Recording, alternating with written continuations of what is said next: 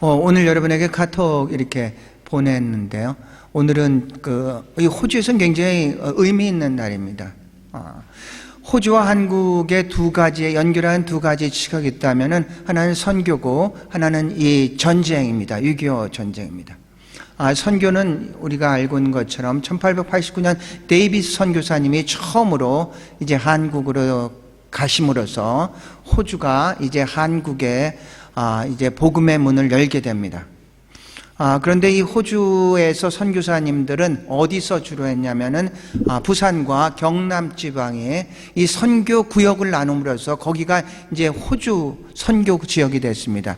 그때부터 많은 선교사님이 호주와 경남 지방에 가서 호주와 그 경남 지방과 부산은 거기는 이제 그 호주 선교사들이 복음화한 그런 지역입니다.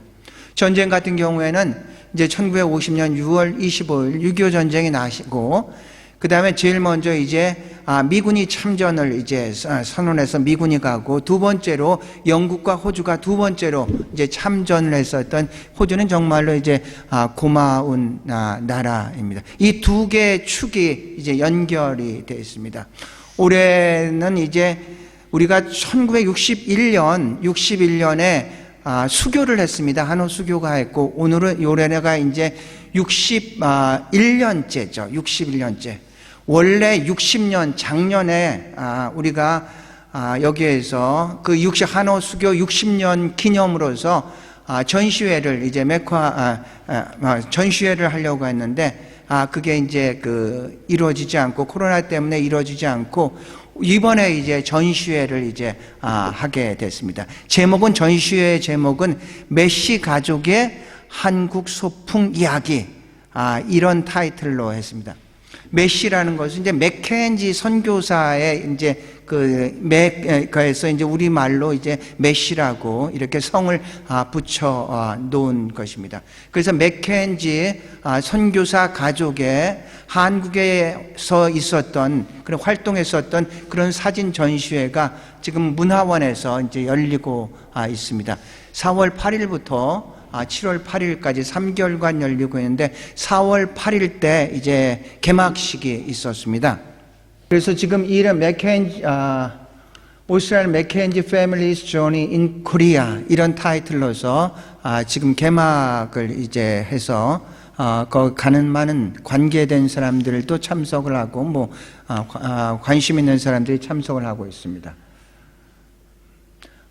이것은 이제 그 개막식 4월 8일 개막식인데, 저기 말씀하시는 분은 한국 사람인데 지금 대사 말고 그 전 대사로서 한국 대사로서 다녀왔던 분입니다. 제임스 최라는 분이 한국 사람으로서 한국 대사를 다녀왔었던 그분이 이제 참석을 해서 말씀을 하고, 나머지 분들은 이제 맥켄지 패밀리와 관계 있었거나 아니면 맥켄지 패밀리에서 세웠던 부산의 일신병원과 관계 있었던 이런 분들이 이렇게 이제 참석을 거기 이분은 이제 이분이 이제 맥켄지입니다.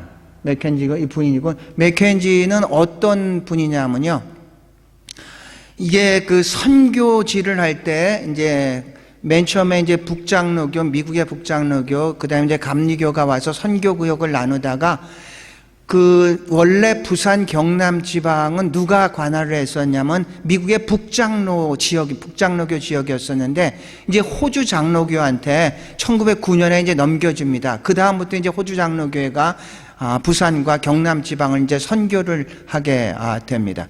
그때 많이 오신 분 중에서 한 분이 이제 이분이 바로 맥켄지인데, 이분은 뭐를 했었냐면은 이제 그 나병 환자를 갖다가 이제 돌본 분입니다.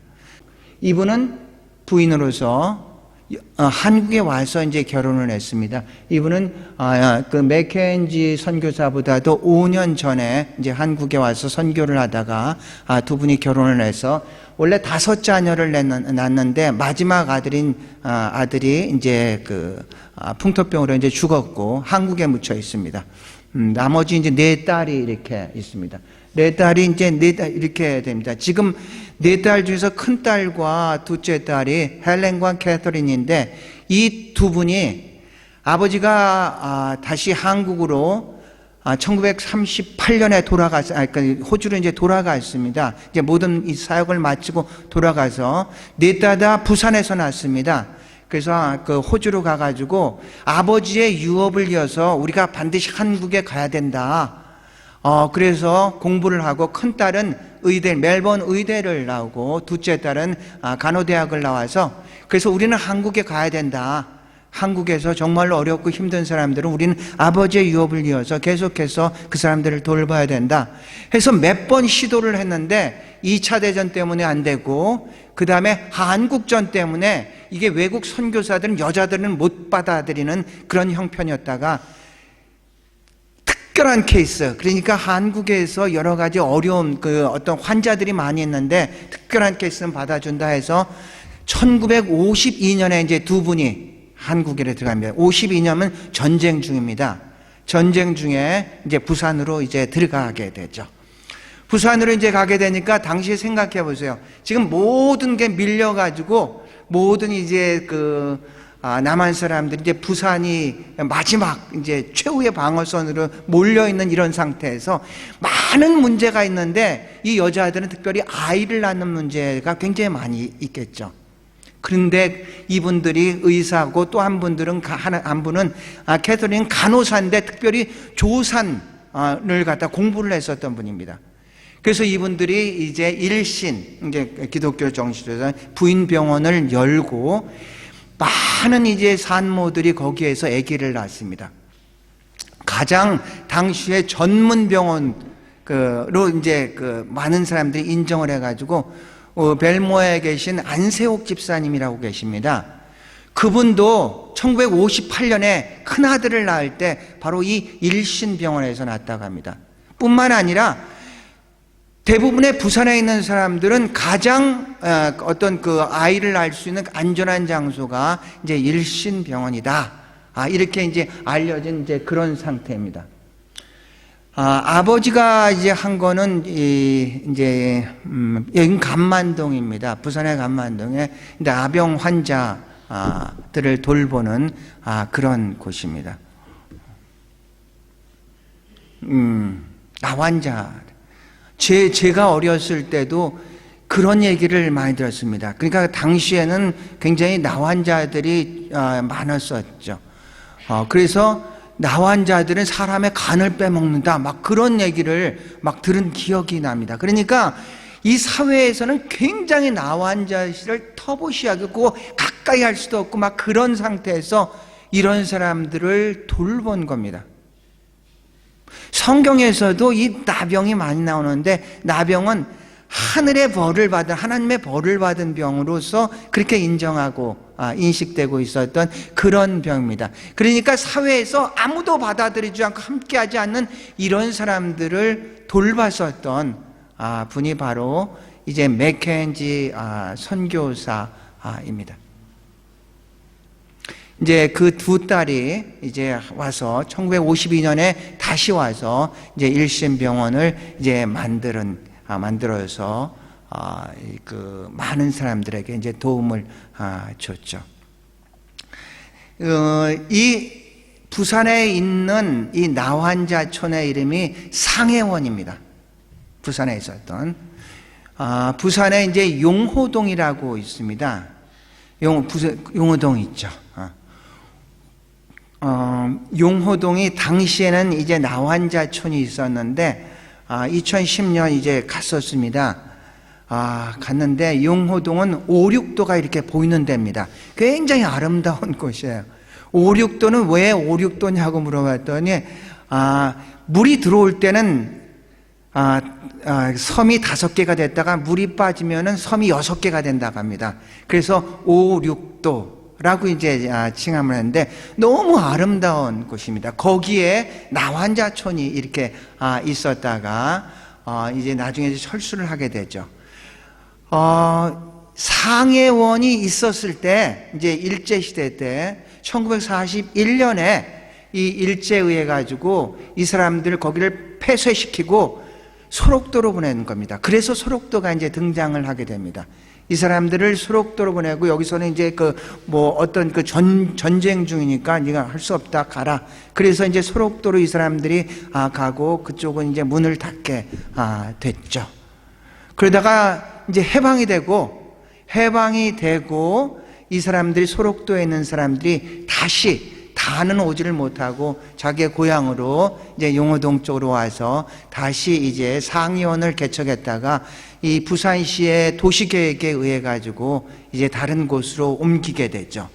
그래서 지금 이제 옮긴 곳이 거기 부산시 기장군 정관면 용수리로 이제 옮기게 됩니다. 그래서 이제 이름도 창대교회라고 이렇게 이름을 줬습니다. 이제 거기도 갔었습니다. 창대교회도 가서 거기 있는 사람들은 이제 많은데, 지금은 나환자들이 이제 한국에는 이제 없습니다.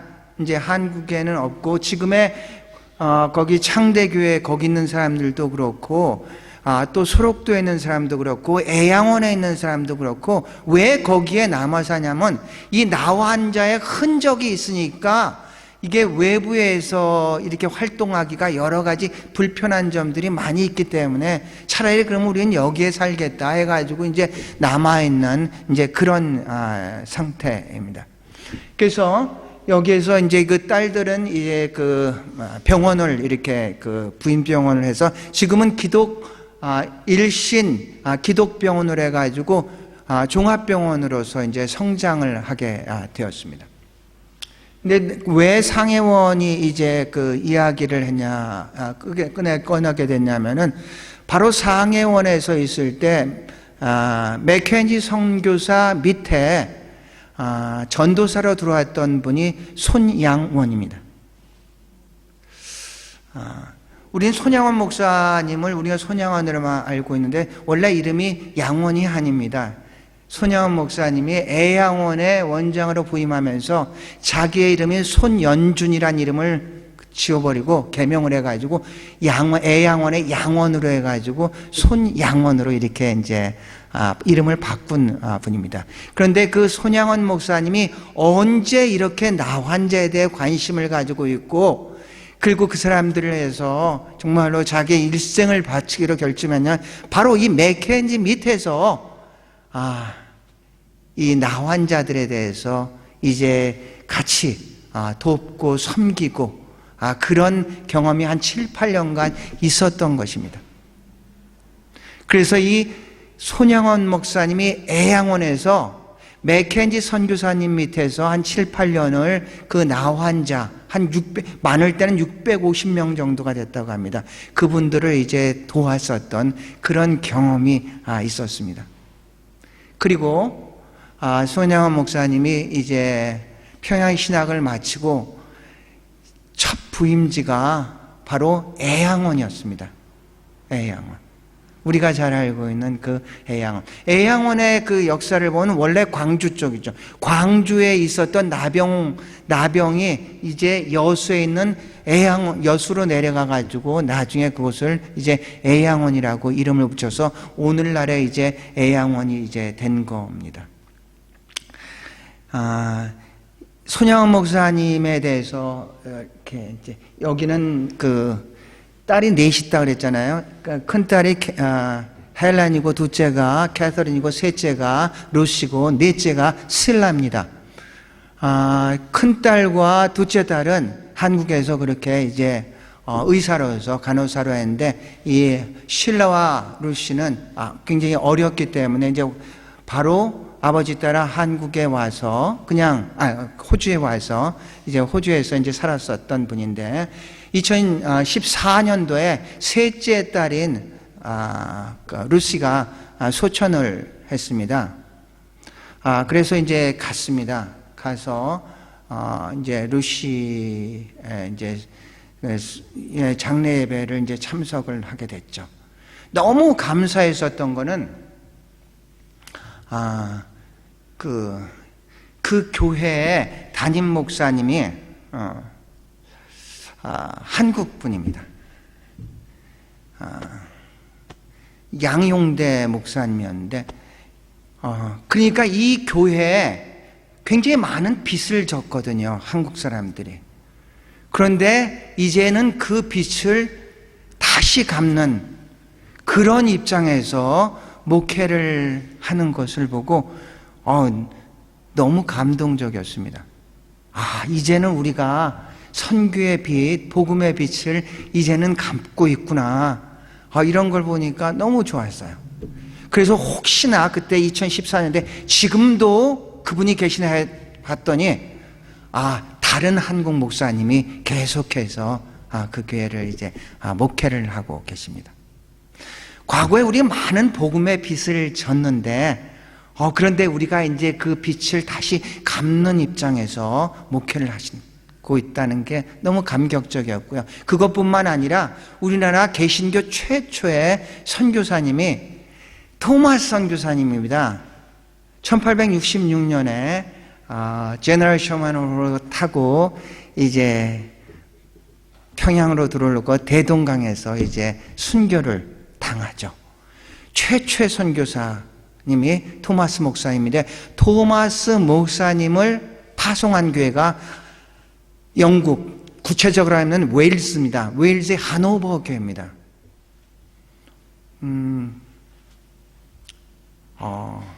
그 하노버 교회 목사님이 한국 분이에요. 그래서 거기 가서 간증을 했었어요.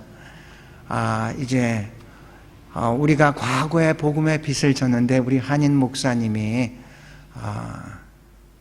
이제 목회를 이렇게 하는 것을 보니까 너무 뿌듯하다. 그러면서 한 번씩 질문을 해서, 그런데 나 호주에서 왔는데 호주의 수도가 어딘 줄 아느냐? 한번 질문해 봤어요.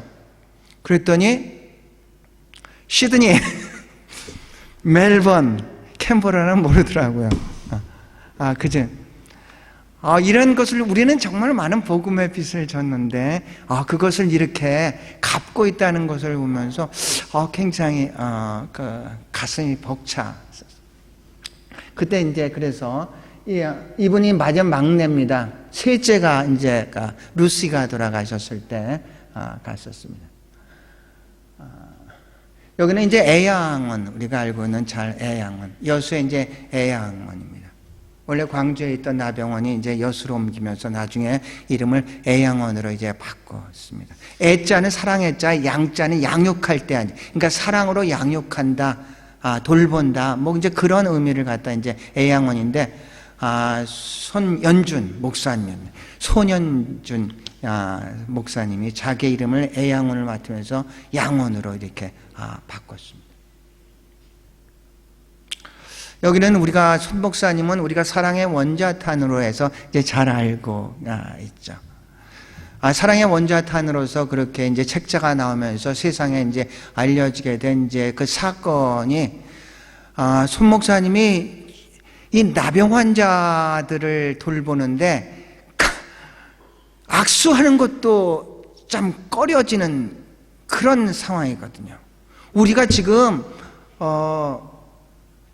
이 코로나 때문에 악수를 하지 않지 않습니까? 그런데 이 나병을 한번 생각해 보세요. 그런 상황 속에서 나병 환자의 그 고름을 갖다가 입으로 대서 그것을 갖다 뽑아냈던 그런 분입니다. 정말로 사랑이 많으신 이제 분이죠. 그런데 1948년에 여순 반란 사건이 일어납니다. 1948년 이제 우리가 이제 선거를 해야 될 때 이제쯤입니다.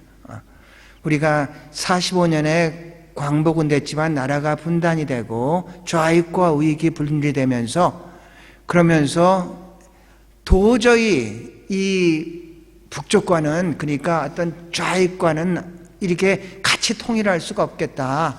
이래서 이제 우리 남한만이라도 선거를 해서 대통령을 뽑고 나라를 만들자, 이런 이제 그때쯤입니다. 남한은 이제 반공 민주주의고 북한은 이제 공산주의죠. 그러니까 이념이 다르죠. 기독교의 이념이 사람을 생명을 살렸다면 정치 이념은 생명을 죽이는 그런 상황이었습니다. 그런 상황에서 이제 좌익에 의해서 여순 반란 사건이 일어나면서 이 손 목사님의 아들인 동인이와 동신이라는 아들인데 굉장히 이제 기독 청년으로서 열심히 하는데 그 좌익의 앞장을 섰던 안재선이라는 사람이 이제 반란하면서 한 10일까지는 한 7, 8일간을 그들이 장악을 하면서 그 안에 있었던 어떤 그 반공분자라든지 아니면은 기독교인들을 잡아서 죽이었습니다. 그때 이 동인이와 동신 손 목사님의 첫째 아들과 둘째 아들이 그 안재선이라는 사람에 의해서 순교를 당하게 되죠. 그리고 거기서는 진압이 되죠. 그러니까 그 다음에 국군이 진압을 하면서 이제 그 당시에 어떤 주도적인 역할을 했었던 사람들을 잡아서 처형을 하려고 할 때 손양원 목사님이 그럴 수는 없다. 탄원서를 냈어요.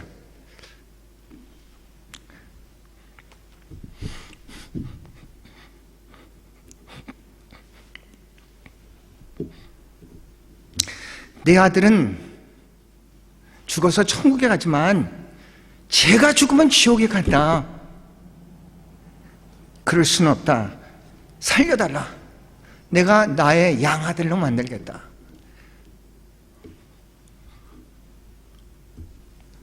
그래서 손 목사님의 탄원에서 살아났어요. 그리고 이름을 손재선으로 바꾸고 너는 목사가 되라. 그랬는데 신학교를 가서 공부를 하는데 이 주위 사람들의 따가운 시선으로서 학교를 다닐 수가 없더랍니다. 쟤 살인자. 그래서 어쩔 수 없이 그 지역을 떠나고 잠적을 합니다. 그리고 이 이야기는 이제 사람들의 기억 속에서 사라졌습니다. 두 무덤은, 앞에 무덤은 동인이와 동신입니다.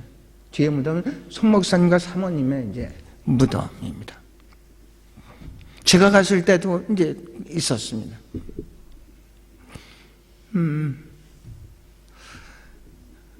그러다가 2010년 정도 그때 언론에 한 사람이 나타났습니다. 이름이 손경선이라는 사람입니다. 안경선이라는 사람입니다. 안재선 씨의 아들입니다. 목사가 되었습니다. 아버지가 이제 이 사람이 고등학교 때인가 이렇게 돌아가셨는데 말씀을 별로 안 하시다가 마지막 유언이 그랬답니다. 너는 목사가 되면 참 좋겠다. 그 전까지는 전혀 손 목사님과 어떤 관계인지를 전혀 알지를 못했는데 장례식에 누군가가 사랑의 원자탄이라는 책을 주고 읽으면서 그 사랑의 원자탄에 자기 아버지의 이름이 나와 있는 것을 보고 너무 놀랐다고 합니다. 그래서 이래서 그랬구나. 그래서 결단을 하고 신학을 합니다. 신학을 해서 이제 공부를 하자. 자기에게도 엄청 부담이 됐겠죠. 부담이 됐는데 자기 친구한테 얘기를 했답니다. 사실은 내가 이런 사람이다.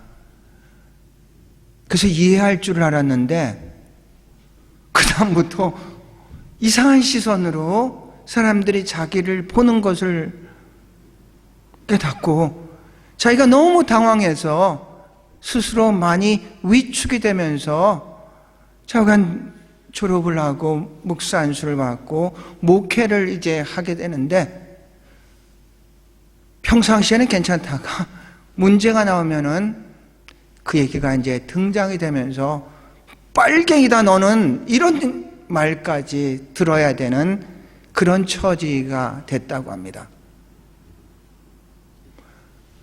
그래서 스스로 그렇게 내가 지금 길을 잘못 택한 것 아닌가? 하나님이 이 길이 아닌데 나를 이 길로 보내는 거, 내가 원해서 가는 거 아닌가? 하던 일이 탈진이 되고, 그냥 포기하고 싶고, 그래가지고 대리 택시 운전도 하고 그랬다고 합니다. 그러다가 다시 마음을 잡고 조그만 교회에서, 한 40-50명 되는 교회에서 목회를 하는데, 언론에서 자기의 이름이 밝혀지고, 그리고 주선을 해서 애양원에 가게 됐답니다. 애양원의 수요 예배 설교를 하는데 목사님께서 자기를 딱 소개를 하는 순간 그렇게 울었다고 합니다.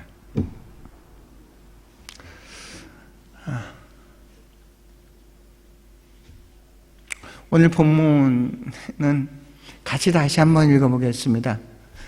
내 원수가 줄이거든 먹이고 목마르거든 마시게 하라.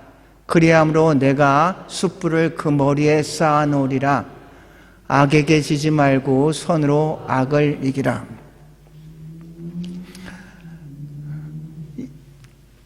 이거는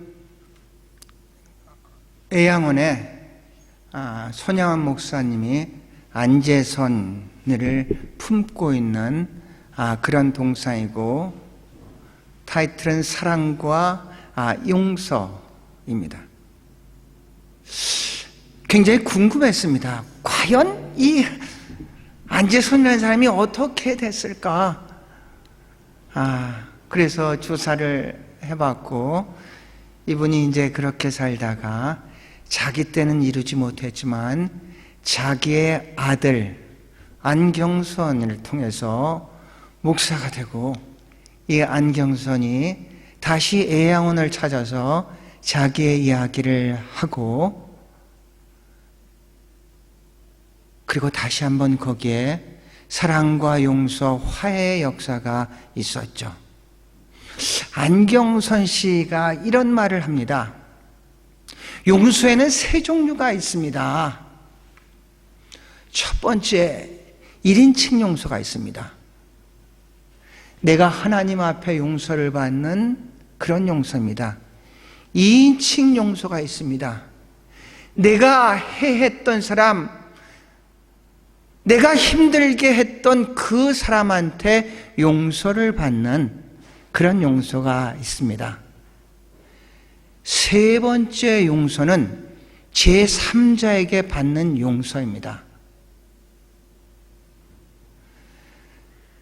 누군가가 잘못을 했을 때 그 당사자도 용서를 했고 하나님도 용서를 했는데 제3자인 여론에 의해 가지고 용서를 받지 못해 가지고 안타까운 삶을 계속해서 살아가는 그 많은 사람들이 있다는 얘기입니다. 직접 당사자도 용서를 했는데 제3자가 용서를 안 해가지고 방황하는 사람들이 참 많이 있다는 얘기죠. 안재선이라는 사람도 그렇고 이 안경성 목사도 그 가족도 용서를 하고 하나님 앞에서 통회하면서 용서를 받는데 제3자의 눈이 두려워서 용서를 안 해서 오늘 힘들게 살았었던 그런 사람입니다. 그래서 이분은 지금 아프리카 부른디 선교사로 파송해. 무슨 선교사냐면 아프리카. 이 나병은 이 선진국에는 없는 병입니다. 부룬디엔 나병 환자들이 많이 있다고 합니다. 내가 할아버지의 손 목사님의 그 유업을 얻어서 부룬디 나병 환자 그곳에 선교사로 애양원 교회에서 파송을 이렇게 했습니다.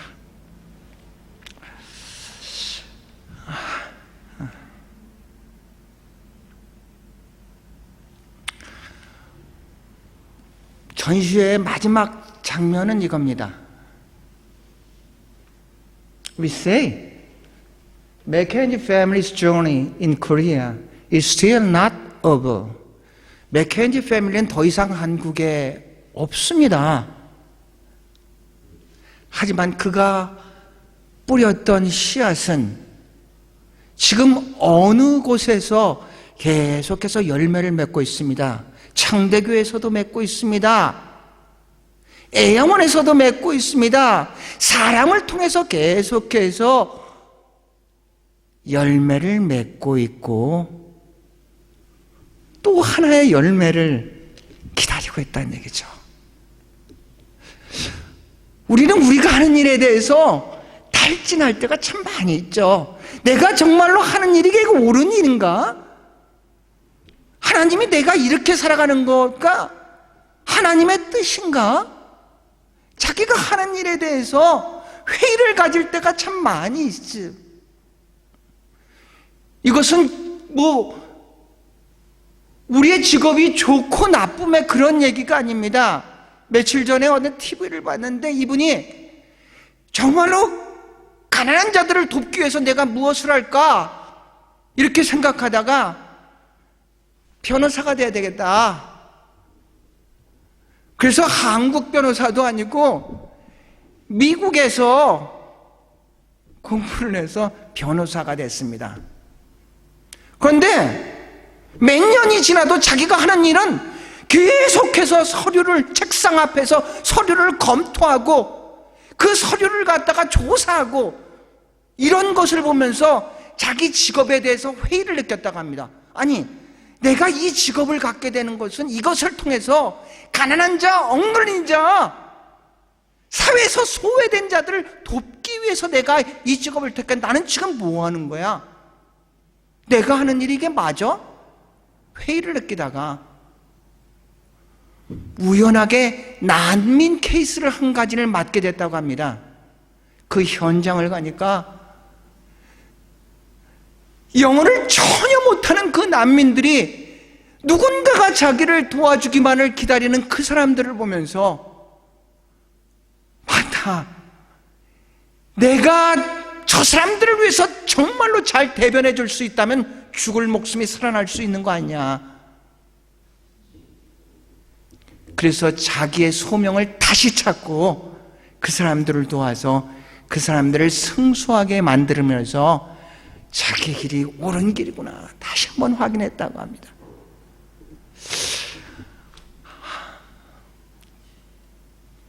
저도 마찬가지죠. 이게 모든 사람들이 정말로 교인들이 행복하고 해피하고 막나다 교회가 성장하고 부흥하고 하면은 맞아, 이게 내 하나님이 주신 그 사명이야. 그래서 교회를 우리가 3년 전에 개척을 했어. 이렇게 생각할 텐데 현실은 사실은 그렇지 않으니까 정말 이게 맞나?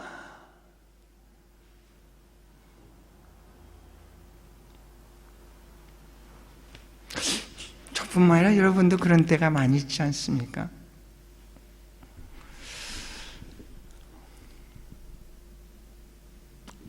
말씀을 마치겠습니다. 갈라디아서 6장 9절 한 절만 읽고 제가 말씀을 마치겠습니다. 우리가 선을 행하되 낙심하지 말지니 우리가 피곤하지 아니하면 때가 이름에 거두리라. 그래요. 때가 되면은 우리가 뿌린 씨앗들이 그 어디선가 열매로 자라고 그 어디선가 또 하나의 열매로 나타날 줄로 믿습니다. 다 같이 일어나서 마지막 찬양하겠습니다.